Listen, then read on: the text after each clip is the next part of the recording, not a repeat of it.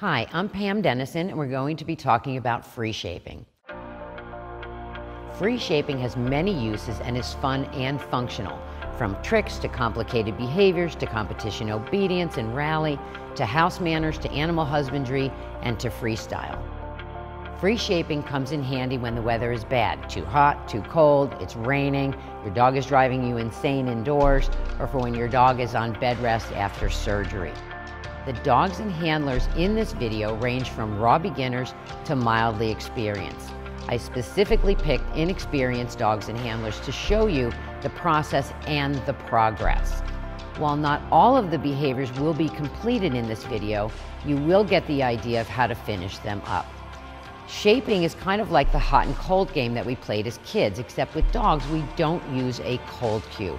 No saying no or just be quiet, make it fun and positive. Years ago, after I switched to positive training, I was working with my Sheltie Cody. I had previously taught him to never do anything on his own, never offer any behavior other than what I asked for. So when I switched to positive, he was naturally afraid to do anything but stare at me. So I got out a bucket of treats and an expectant look on my face and clicked him for doing anything whatsoever. An ear flick, a head turn, a lip lick, anything got a click and a treat. Nothing he did was wrong. By the end of the session, he was actually pawing the ground. So the benefits of free shaping is that you create a thinking dog.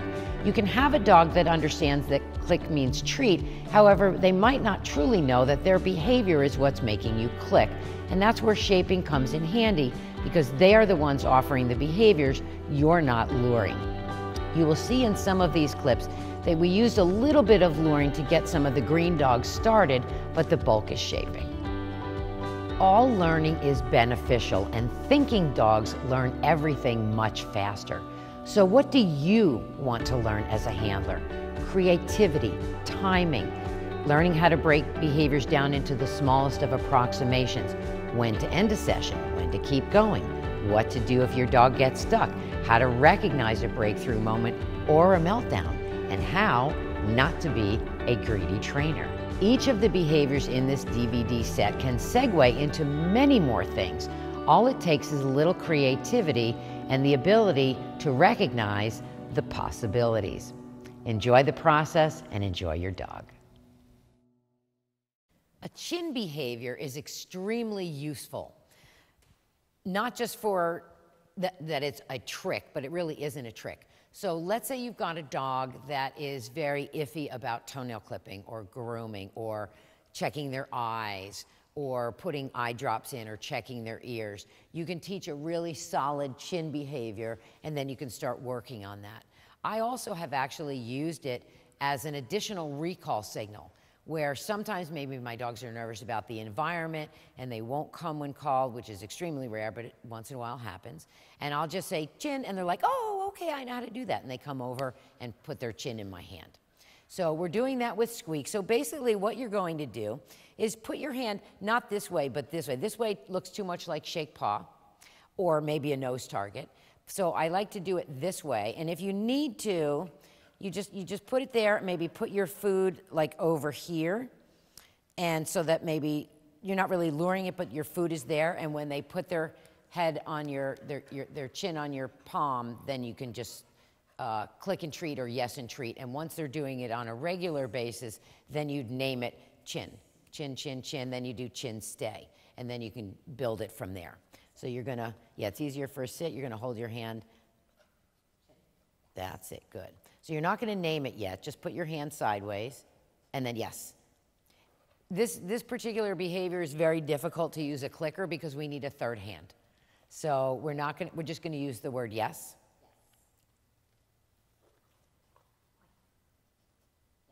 So make sure you're not putting your hand under his chin. So you want to make sure you're not doing it for them. Okay, you want them to know, oh, okay, it's put this body part here. So, but see, you're putting your hand underneath his chin. You're actually doing it for him.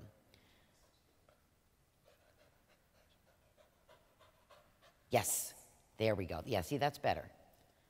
Yes, And now take your hand away, take both hands away, and then present it again. But you want to make sure that you're not doing the behavior, because there you did it for him again. There, that's it. That would have been good. Yes. Now, yes. Now, right now, he is a little bit using his nose versus his chin, but that's okay. You got to start somewhere. Yes. And don't do it for him. Yes. Very, very good. Yes. He doesn't have to sit. That's okay. Yes. And now move your hand away so he has to drive to your hand. Kind of like we do a touch. Sweet. Yes. Good. And now move your hand a little bit to your right. Yes. Good. And then a little bit to your left again. Yes. Good. So now you can start to name it. There we go. Chin. Yes. Good. So when you're adding a cue and you're using yes as a marker signal, you actually don't want to use it when you start adding in the cue word. Because then the cue, if you think about it from the dog's point of view, becomes chin yes, as opposed to just chin. So when he does it, just say chin. He's still chewing. Chin. There we go. Chin. Good. So that's the only problem with using a verbal marker signal, is that once you start adding in the cue itself, you can't use the word yes, because then it becomes come yes, sit yes, down yes, whatever yes. And we don't want it to be that. Okay? So that's a chin behavior. And I'm at a cookie. Okay, very good.